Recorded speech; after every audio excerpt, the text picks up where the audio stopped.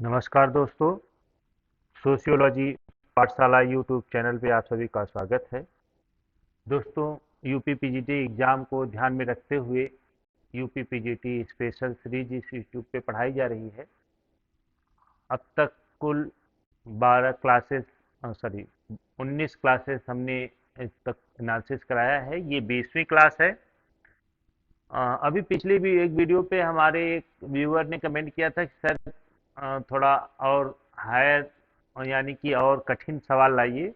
तो आप लोगों को ये बता देना चाहते हैं कि ये यूपी पीजीटी का सबसे कठिन लेवल है। इससे कठिन एका कोई ही क्वेश्चन पूछा जाता है नहीं, तो यूपी पीजीटी में इसी टाइप के क्वेश्चन पूछे जाते हैं, बहुत इजी टाइप के, इसलिए मैंने इसमें थोड़ा इजी क्वेश्चन को रखा हुआ है। तो फिर कोई और सीरीज प्रारंभ करेंगे तो फिर उसमें हम कठिन सवाल ले आएंगे, पर ये यूपी पीजीटी के लिए स्पेशल है, तो इसलिए बहुत कठिन सवाल इसमें नहीं रखे हैं हमने। आइए देखते हैं। आज का पहला सवाल है, पहला प्रश्न, निम्नलिखित में से कौन पैराडाइम शिफ्ट, इन विद्वानों में एक नाम दिया है कि पैराडाइम शिफ्ट की अवधारणा से जुड़ा हुआ है। पैराडाइम शिफ्ट की अवधारणा से कौन जुड़ा हुआ है, ये पूछा हुआ है। विकल्प में है पॉल फ्रेयरबैंड, थॉमस कुहन, लाक्टोस, मैक्स वेबर। तो आप लोगों को बताते चलें कि एक पुस्तक आई थी, द स्ट्रक्चर ऑफ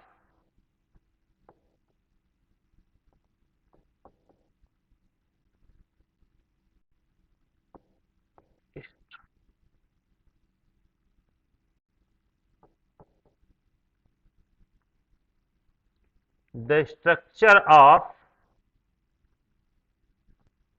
साइंटिफिक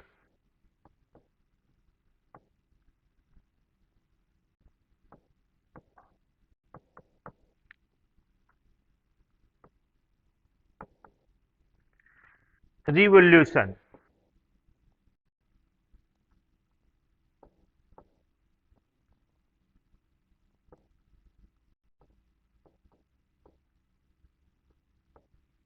इसी पुस्तक में जो है पैराडाइम शिफ्ट की चर्चा की गई थी। यह पुस्तक जो है थॉमस कुहन महोदय ने लिखा है, तो इस प्रकार से बी विकल्प जो हो जाएगा सही हो जाएगा। थॉमस कुहन ने पैराडाइम शिफ्ट की चर्चा की है और ये पुस्तक थी उनकी the structure of scientific revolution. इसी पुस्तक में जो है पैराडाइम शिफ्ट की चर्चा करते हैं। अगला प्रश्न है, उत्तर आधुनिकतावाद के विचार की सर्वोत्तम व्याख्या होती है। उत्तर आधुनिकतावाद में किस विचारों को ज्यादा महत्व दिया जाता है? वैज्ञानिक विचारों के विरोध से, आध्यात्मिक विचारों के समर्थन से, भूत और वर्तमान को नकारने से, विज्ञान और आध्यात्म के समन्वय से। देखिए, ये तो बी विकल्प में दिया हुआ है आध्यात्म विचारों के समर्थन में, तो उत्तराधुनिकता आध्यात्म की तरफ नहीं ले जाता। दूसरा डी विकल्प में दिया हुआ है विज्ञान और अध्यात्म के समन्वय से, तो इसमें भी अध्यात्म की तरफ नहीं जाता, विज्ञान की तरफ भी नहीं जाता, क्योंकि विज्ञान से आगे बढ़ता है। एक तो यहां देखिएगा ए विकल्प में है विज्ञानों के विचारों के विरोध से, तो यहां पे वैज्ञानिक विचारों का पूर्णतः विरोध नहीं होता है।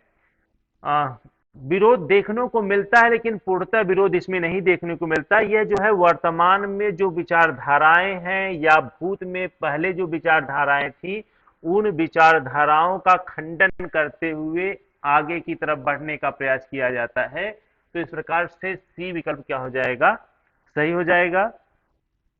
अगला प्रश्न है, पर संस्कृति ग्रहण सॉरी पर संस्कृति अध्ययन किस सामाजिक अनुसंधान विकल्प के उदाहरण हैं? किस प्रकार का सामाजिक अनुसंधान है? तो आप लोग जानते ही होंगे कि पर संस्कृति मतलब दूसरे की संस्कृति से तत्वों का जो आदान प्रदान होता है। एक संस्कृति दूसरी संस्कृति से जो तत्व ग्रहण करते हैं उसे हम पर संस्कृति के नाम से जानते हैं। तो इसको ज्ञात करने के लिए कौन सा अनुसंधान अभिकल्प का उदाहरण है? तो यह तुलनात्मक सामाजिक अनुसंधान अभिकल्प, अनुदैर्ध्य सामाजिक अनुसंधान अभिकल्प, प्रयोगात्मक सामाजिक अनुसंधान अभिकल्प, व्यक्तिक अध्ययन अनुसंधान अभिकल्प।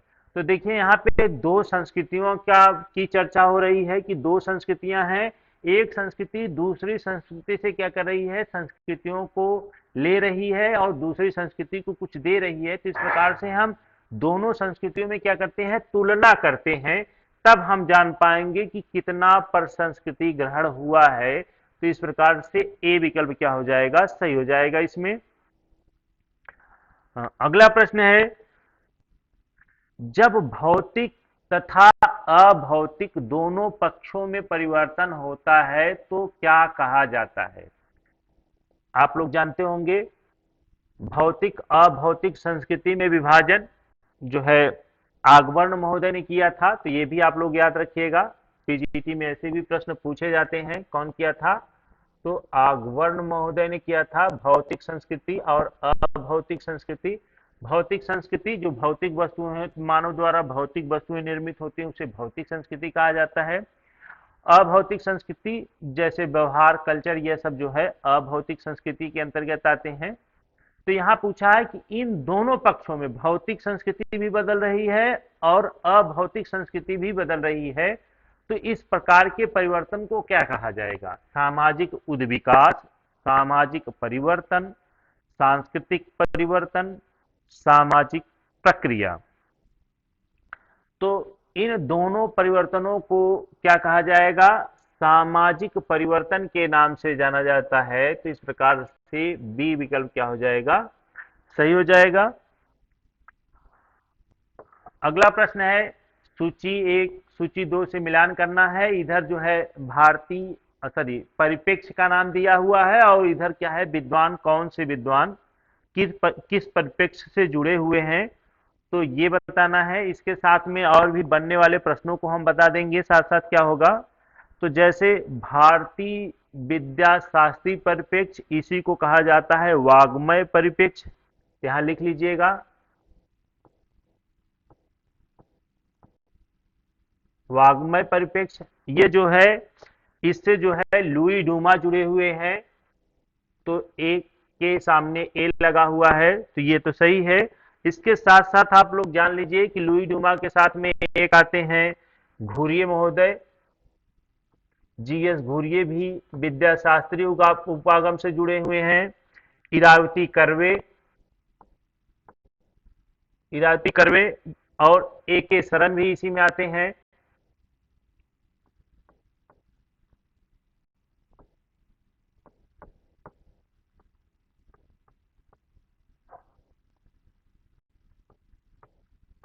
तो आदि विद्वान जो है, और इसके साथ साथ एक विद्वान और हैं कपाडिया, के एम कपाडिया।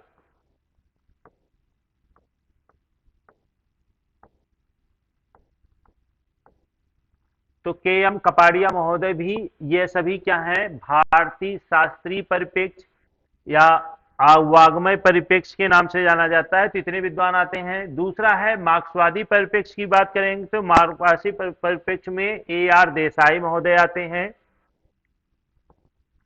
अक्षराड़ रमनलाल देसाई। उसके बाद बात करेंगे तो डीपी मुखर्जी हैं,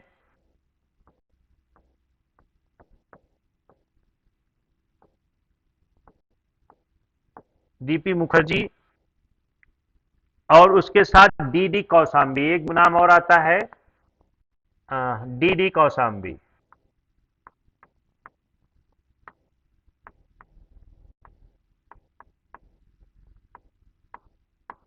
तो ये विद्वान हो गए। उसके बाद सभ्यतावादी परिप्रेक्ष्य की बात करेंगे तो सभ्यतावादी परिप्रेक्ष्य में आते हैं सुरजीत सिन्हा। सुरजीत सिन्हा के साथ साथ बात करेंगे तो ये विद्वान और हैं एन के बोस।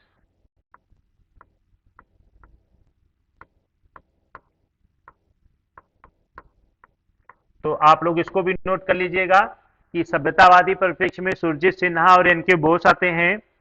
उसके बाद अधीनस्थ समूह परिप्रेक्ष्य की बात करेंगे, जिसे उपाश्रित या दलितवादी परिप्रेक्ष्य के नाम से जाना जाता है। तो लिख लीजिए यहां पे। सॉरी दोस्तों, पेन नहीं चल रहा है।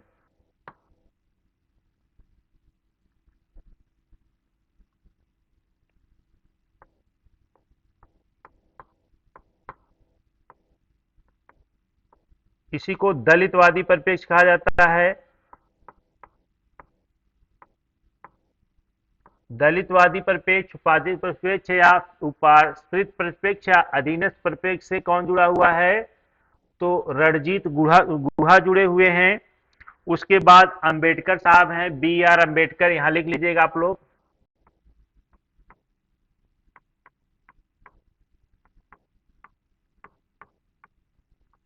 अंबेडकर महोदय जुड़े हुए हैं। उसके बाद बात करेंगे तो आपको डेविड हार्डीमैन भी इसी से जुड़े हुए हैं।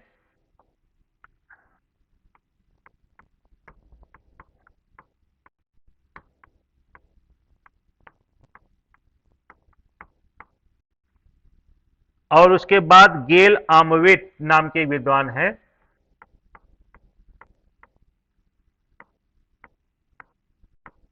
तो ये विद्वान जो है दलितवादी परिप्रेक्ष्य से जुड़े हुए हैं। इसके बाद एक परिप्रेक्ष्य और आता है, मैं यहां लिख दे रहा हूं, जो अक्सर परीक्षाओं में पूछा जाता है, संरचनावादी परिप्रेक्ष्य।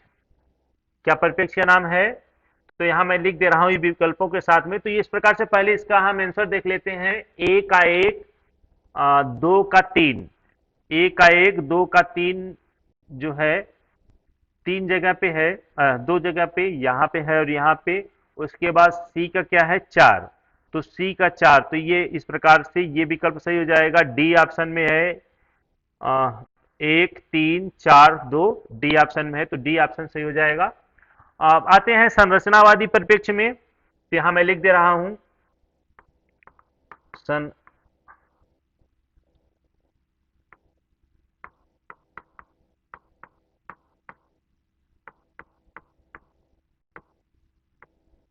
संरचनावादी परिप्रेक्ष्य, इसमें जो है श्रीनिवास आते हैं, एम एन श्रीनिवास। एक आते हैं एस सी दुबे। उसके बाद आते हैं मजूमदार।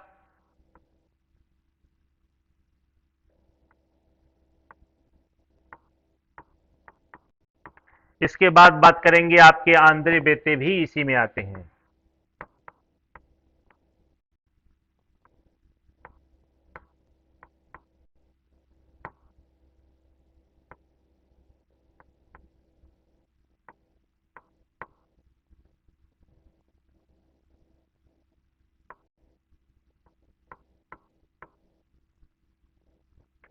तो दोस्तों, इस प्रकार से पांच प्रकार के परिप्रेक्ष्य जो है समाजशास्त्र में देखने को मिलते हैं। तो आप लोग एक बार से फिर से सुन लीजिए। भारतीय विद्याशास्त्री परिप्रेक्ष्य, जिसे वाग्मय परिप्रेक्ष्य में के नाम से जाना जाता है, इसके विद्वान में लुई डूमा, घुरिये, इरावती कर्वे, ए के शरण, के एम कपाडिया हैं।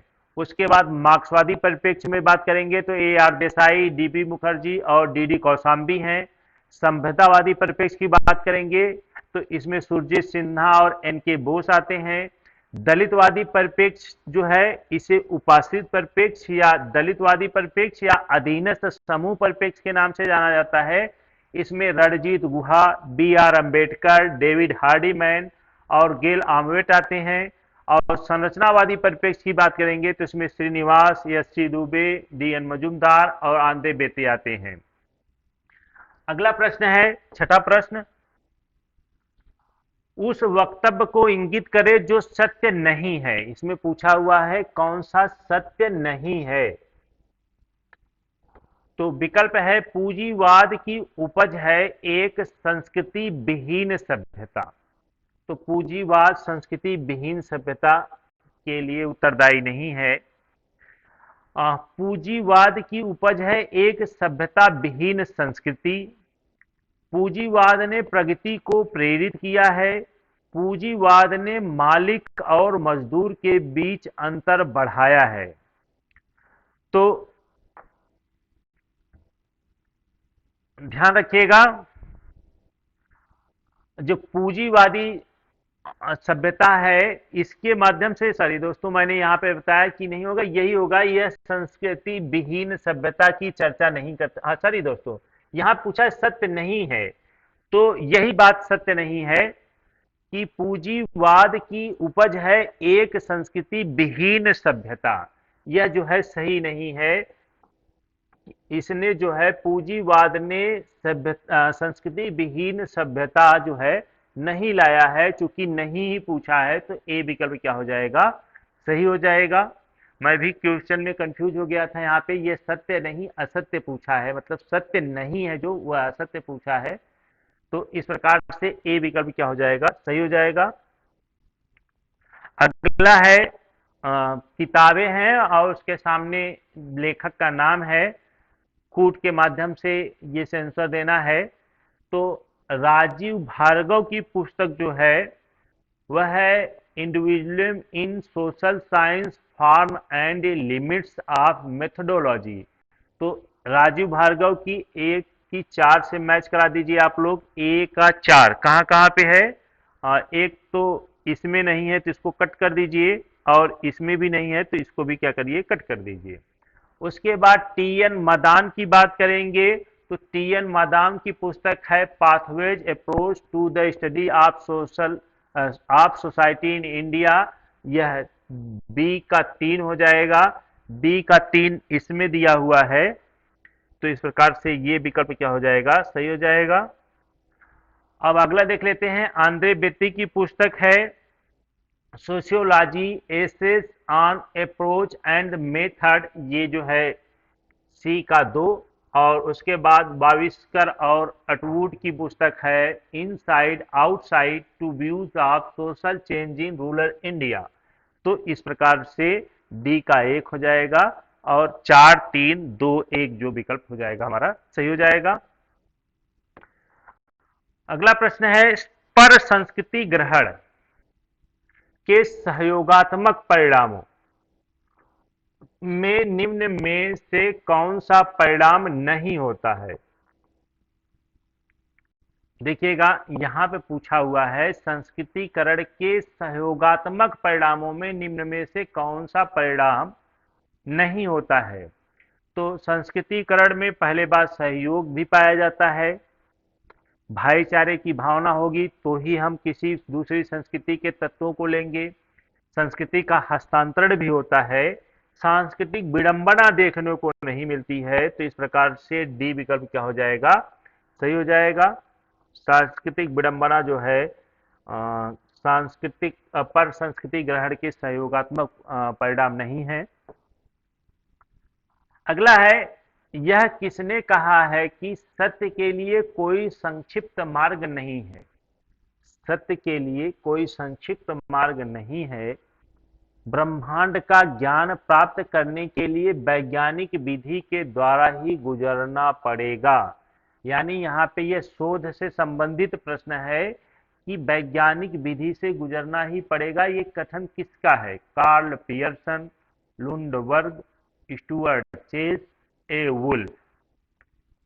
तो ध्यान रखिएगा दोस्तों, यह कोटेशन जो है कि सत्य के लिए कोई संक्षिप्त मार्ग नहीं है, ब्रह्मांड का यदि ज्ञान प्राप्त करना है तो वैज्ञानिक विधि से गुजरना ही पड़ेगा।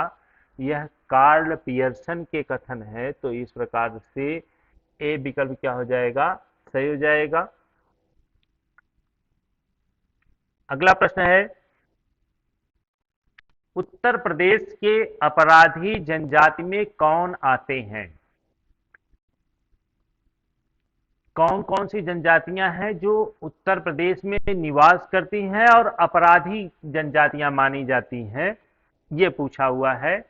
तो भील है, गोंड, चेरू और कोरबा। तो आप लोग ध्यान रखिएगा, उत्तर प्रदेश में वैसे जनजातियों की संख्या बहुत कम है, थोड़ी मात्रा में ये सभी जनजातियां, चारों जनजातियां मिलती हैं उत्तर प्रदेश में। किंतु जो है अपराधी पूछा हुआ है, जो अपराधी श्रेणी की जनजातियां हैं, तो उसमें आता है चेरू जनजाति और कोरबा जनजाति जो है, ये दोनों अपराधी जनजातियों में आती हैं।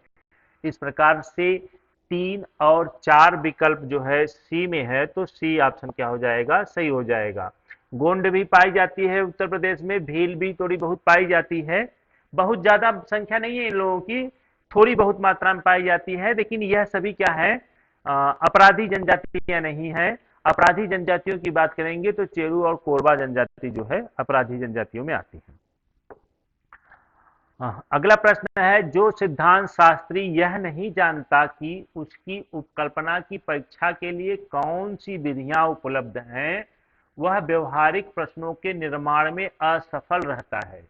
यह परिभाषा किसने दी है?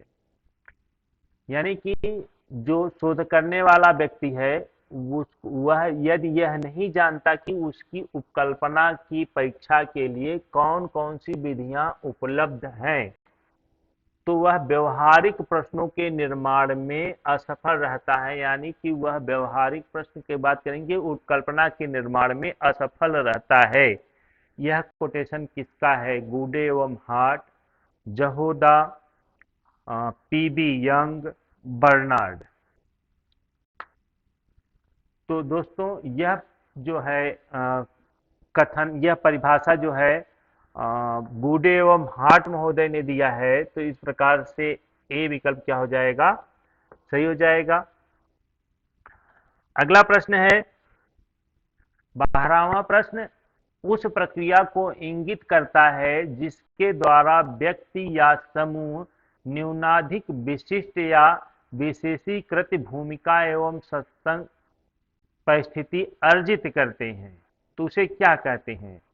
प्रतिस्पर्धा, सामाजिक विभेदीकरण, सामाजिक स्तरीकरण, श्रम विभाजन। प्रश्न देखिए दोस्तों, उस प्रक्रिया को इंगित करता है जिसके द्वारा व्यक्ति या समूह न्यूनाधिक विशिष्ट तथा विशेषीकृत भूमिकाएं एवं सत्संग परिस्थितियां अर्जित करते हैं, तो यह जो है सामाजिक स्तरीकरण के अंतर्गत आता है। तो इस प्रकार से सी विकल्प क्या हो जाएगा? सही हो जाएगा, सामाजिक स्तरीकरण।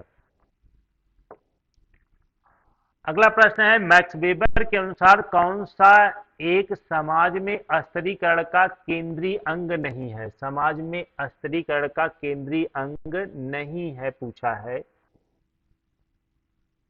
तो इन्होंने जीवन अवसर के आधार पर मैक्स वेबर ने समाज में स्तरीकरण का प्रयास किया था, और इन्होंने क्लास, स्टेटस एवं पावर, क्लास, स्टेटस एवं पावर की बात करते हैं,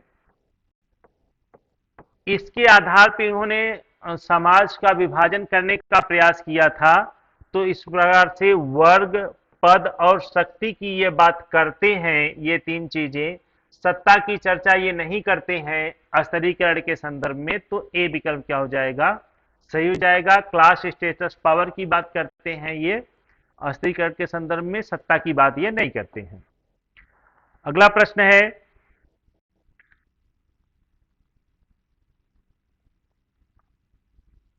मानवतावाद निम्नलिखित में से किसका उदाहरण है? मानवतावाद किसका उदाहरण है? प्रतिमान का, विश्वास का, निष्ठा का या मूल्य का?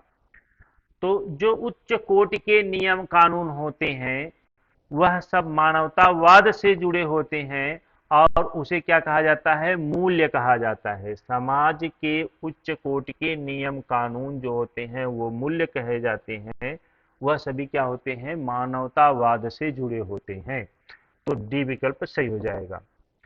अगला प्रश्न है, किसने लिखा है कि इसके विस्तृत अर्थों में समाजशास्त्र मानवीय अंतःक्रियाओं एवं अंतः संबंधों और उनकी दशाओं और परिणामों का अध्ययन है? ये परिभाषा समाजशास्त्र की किसने दिया हुआ है कि समाजशास्त्र मानवीय अंतःक्रियाओं, अंतः संबंधों एवं उनकी दशाओं तथा परिणामों का अध्ययन है, ये किसने कहा है? विकल्प में है मॉरिस जिन्सबर्ग, मैकाइवर तथा Page, L A Coser, Talcott Parson. तो आप लोग ध्यान रखिएगा, मानवीय अंतःक्रियाओं एवं अंतः संबंधों की बात जो है समाजशास्त्र के अध्ययन में मॉरिस जिन्सबर्ग महोदय करते हैं। तो इस प्रकार से ए विकल्प क्या हो जाएगा, सही हो जाएगा। 16वां प्रश्न है, निम्नांकित में से कौन वर्ग की विशेषता नहीं है। वर्ग की विशेषता ध्यान रखिएगा कौन कौन सी है और इसमें पूछा है कौन सी नहीं है, यानी कि 3 विशेषता जो है इसमें वर्ग की है और एक विशेषता वर्ग की नहीं है, उसी को पहचानना है। तो ध्यान रखिएगा वर्ग में वर्ग चेतना देखने को मिलती है, वर्गों का ध्रुवीकरण भी होता है, एक वर्ग का व्यक्ति दूसरे वर्ग में, दूसरे वर्ग का व्यक्ति दूसरे वर्ग में जा सकता है, और एक वर्ग का दूसरे वर्ग से विद्वेष भी देखने को मिलता है, यानी धनिक वर्ग जो है निर्धन वर्ग से विद्रोह या विद्वेष करते हैं, निर्धन वर्ग धनी वर्ग से विद्वेष करते हैं, जैसा कार्ल मार्क्स ने कहा भी है वर्ग संघ के सिद्धांत में। तो ये 3 चीजें तो देखने को मिलती है। प्रदत्त सदस्यता जो है वर्ग की विशेषता नहीं है, यह जो है अर्जित विशेषता के अंतर्गत आता है। तो यह जो है जात के संदर्भ में प्रदत्त सदस्यता देखने को मिलती है, यह वर्ग की विशेषता नहीं है। तो इस प्रकार से डी विकल्प क्या हो जाएगा, सही हो जाएगा। अगला प्रश्न है 17वां प्रश्न, निम्नलिखित में से सामाजिक संरचना के अध्ययन के लिए 2 प्रकार के प्रारूपों अर्थात वास्तविक सामाजिक संरचना और सामान्य सामाजिक संरचना का प्रतिपादन कौन किया है। ये तो किसी पिछले वीडियो में मैंने बताया भी था, वास्तविक सामाजिक संरचना और सामान्य सामाजिक संरचना में किसने विभाजित किया है। विकल्प में है A R Radcliffe Brown, Herbert Spencer, Karl Marx, Talcott Parsons. तो यह विभाजन जो है सामाजिक संरचना का रेडक्लिफ ब्राउन महोदय द्वारा किया गया है। आप लोगों को कई बार प्रश्नों में आया भी है, अगर आप लोगों को याद ना हो तो इसको याद कर लीजिएगा। संरचना का वास्तविक संरचना और सामान्य संरचना में विभाजन किसने किया है, तो रेडक्लिफ ब्राउन महोदय ने किया है। वास्तविक संरचना की बात करेंगे तो वास्तविक संरचना वह होती है जो वास्तव समाज में घटित हुआ होता है, जो घटनाएं वास्तव में घटित होती हैं। तो यहां लिख दे रहा हूं मैं, जो वास्तव में घटित होती है उन्हें वास्तविक सामाजिक संरचना कहा जाता है, जबकि सामान्य सामाजिक संरचना उसे कहते हैं जिसमें समाज में व्यक्तियों से आदर्श, जिसे क्या माना जाता है, आदर्श माना जाता है।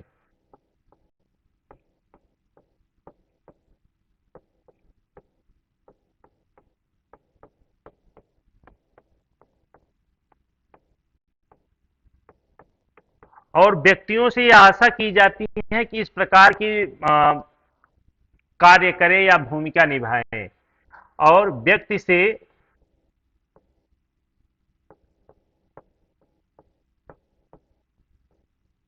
इस प्रकार की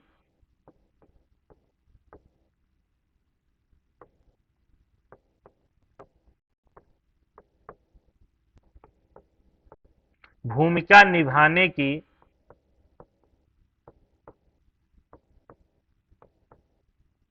आशा की जाती है। यानी कि यह आदर्शात्मक व्यवस्था होती है जो सामान्य सामाजिक संरचना है, और समाज इससे व्यक्तियों से आशा करती है कि इस प्रकार की भूमिकाओं को निभाए, जबकि वास्तविक संरचना वो होती है कि जो व्यक्तियों द्वारा हमेशा क्या है, निभाया जा रहा है। तो इस प्रकार के विभाजन जो है रेडक्लिफ ब्राउन महोदय द्वारा किया गया है। तो ए विकल्प क्या हो जाएगा, सही हो जाएगा। 18वां प्रश्न है, पूंजीपति वर्ग किससे मिलकर बनता है। पूंजीपति वर्ग किससे मिलकर बनता है। औद्योगिक पूंजीपति, व्यवसायिक पूंजीपति, वित्तीय पूंजीपति, उपरोक्त में से सभी। तो यह सभी पूंजीपति जो है पूंजीपति वर्ग में मिलते हैं, रहते हैं। तो इस प्रकार से डी विकल्प क्या हो जाएगा, सही हो जाएगा, उपरोक्त सभी। अगला प्रश्न है, नीचे दिए गए कूटों के आधार पर निम्नलिखित को सुमेलित कीजिए। आर एल एकाफ की पुस्तक कौन सी है, ये बताना है। तो ये जो है design of social research, Ackoff की पुस्तक कौन सी है, design of social research. PB Young की पुस्तक है scientific social survey and research. ये तो कई बार इंडिविजुअल भी पूछा हुआ है कि scientific social survey and research किसकी पुस्तक है, तो पीबी यंग की है।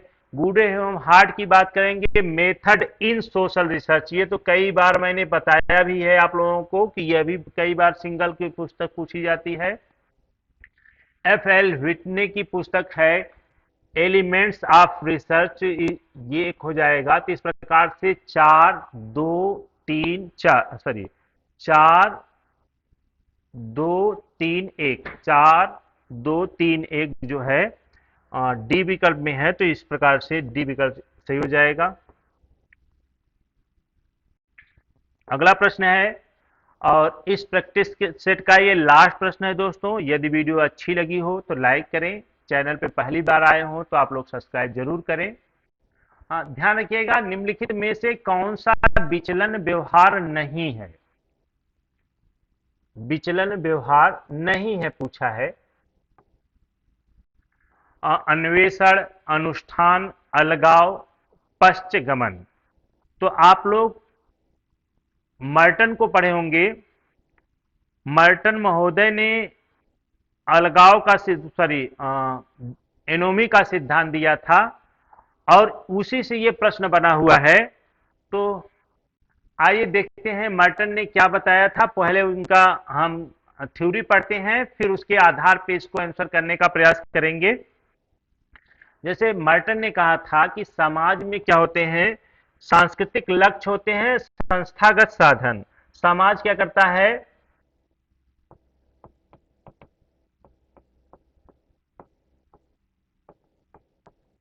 साधन उपलब्ध कराता है और सामाजिक लक्ष्यों को, सांस्कृतिक लक्ष्यों को प्राप्त करने के लिए।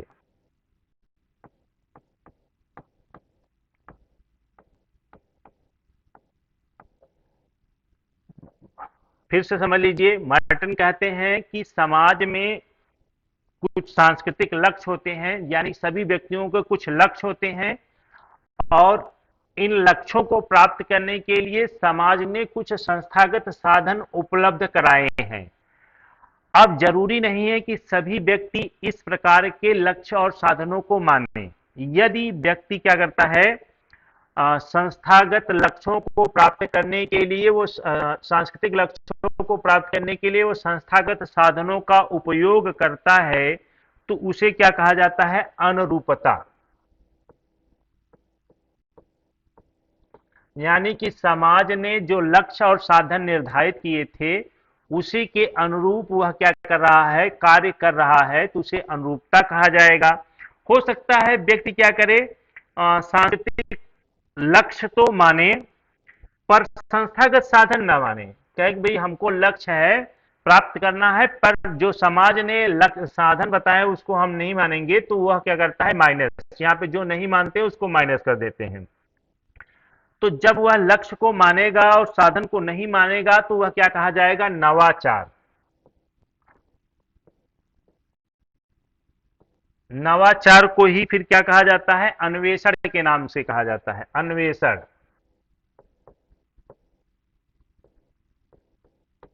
यानी कि खोज, ये जो है मर्टन द्वारा बताया गया है। तो यह तो जो है विचलन के अंतर्गत आता है, जिसमें देखिए वो केवल अनुरूपता जो है ये विचलन के अंतर्गत नहीं आएगा, बाकी सभी विचलन के अंतर्गत आएंगे। इसमें से कोई एक नहीं मानेंगे, या साधन नहीं मानेंगे या लक्ष्य नहीं मानेंगे, तो वह विचलन आएगा। जब दोनों मान रहे हैं तो वह विचलन नहीं होगा, यह मर्टन द्वारा कहा गया है। तो इसमें से साधन नहीं मान रहा है तो यह क्या है, विचलन के अंतर्गत आएगा। तो ये तो गलत हो गया, अन्वेषण वाला पार्ट ये गलत हो जाएगा। दूसरा फिर ये कहते हैं कि हो सकता है वह साधन तो अपनाए पर लक्ष्य जो है वो समाज के अनुरूप न हो, उसे कहा जाता है कर्मकांडीयता।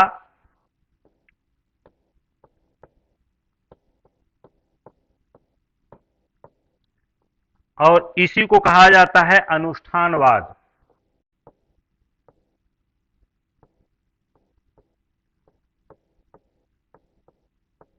तो यह जो है, इसमें भी हम क्या, लक्ष्य, समाज द्वारा जो लक्ष्य है उसको नहीं मान रहे हैं, तो यह भी गलत हो जाएगा। उसके बाद इन्होंने कहा कि हो सकता है आदमी न साधन माने न लक्ष्य माने, यानी कि न इसको भी नहीं मान रहे हैं और इसको नहीं मान रहे हैं, तो मर्टन ने इसे क्या कहा? प्रत्यावर्तन या पलायनवादिता। प्रत्यावर्तन या पलायनवादिता।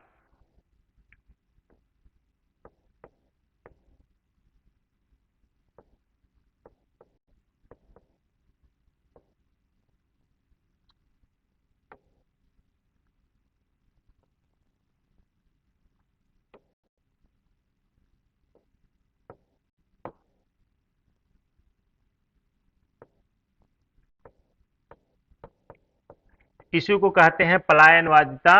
ये जो है पश्चगमन भी इसके अंतर्गत आएगा। और एक इन्होंने कहा कि न वो लक्ष्य को मानेगा न साधन को मानेगा, अपने लिए एक लक्ष्य और एक साधन निर्धारित कर लेगा, तब उसे उन्होंने कहा विद्रोह कहा है। विद्रोह आप लोग लिख लीजिएगा, वीडियो को रोक के लिख लीजिएगा, इससे प्रश्न बार बार बनते हैं। तो यह हो गया। तो इसके बाद मतलब मर्टन ने जो है अलगाव को जो है उन्होंने विचलन व्यवहार नहीं कहा है, तो इस प्रकार से सी विकल्प क्या हो जाएगा? सही हो जाएगा। इस प्रकार से ये 20 प्रश्नों की प्रैक्टिस सेट यहीं पे पूर्ण होता है। यदि वीडियो अच्छी लगी हो तो लाइक करें, चैनल पे पहली बार आए हो तो सब्सक्राइब जरूर करें। यदि ये वाला पोर्शन जो 20वें वाले मैंने मर्टन का सिद्धांत यहाँ पे बताया है, यदि आप लोगों को समझ में न आया हो तो एक बार कमेंट जरूर करिएगा, मैं स्पेशल इस पे एक वीडियो बना दूंगा, तो आप लोगों को उसमें समझ में आ जाएगा मर्टन का विचलन व्यवहार का सिद्धांत क्या है। तो आप ऐसे बनने वाले प्रश्नों को आसानी से कर जाएंगे। धन्यवाद दोस्तों, जय हिंद।